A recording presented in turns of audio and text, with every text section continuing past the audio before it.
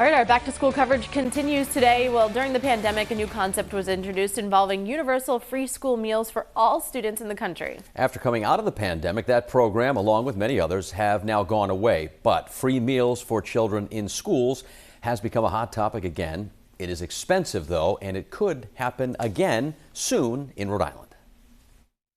We hope we can find an affordable solution to make this a reality in Rhode Island.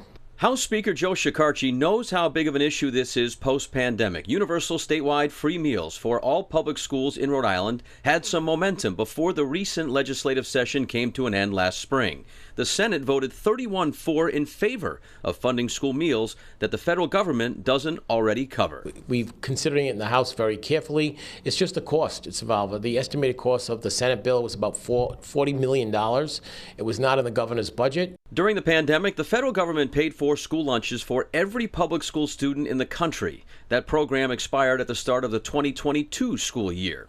In Rhode Island right now, Providence, Central Falls, North Kingstown, and a majority of Pawtucket schools have continued the free school meal program post-pandemic.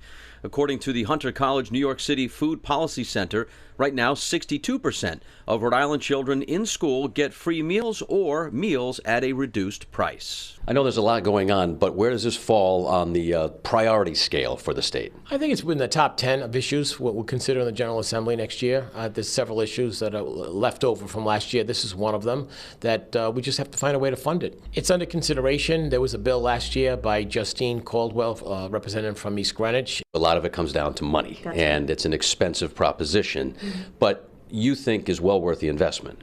Yes, exactly. It is an investment. It's an investment just like housing, and it's an investment in a lot of things that we do in the house. We know that kids cannot learn when they are hungry. Rhode Island isn't exactly lagging behind the rest of the country when it comes to this issue, though. Right now, only 8 states have passed laws to provide free meals to all public school children. 3 of those 8 are in New England. Universal free school lunches.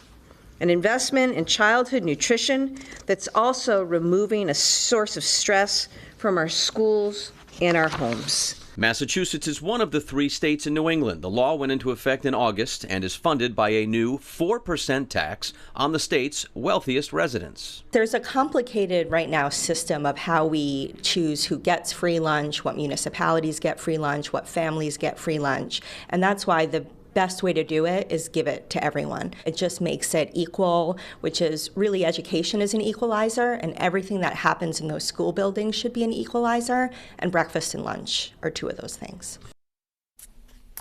So one idea to help save the state some money would be a shared responsibility program for cities and towns, meaning local municipalities and the state would find a way to both pay for the meals. The General Assembly back in session the first week of January.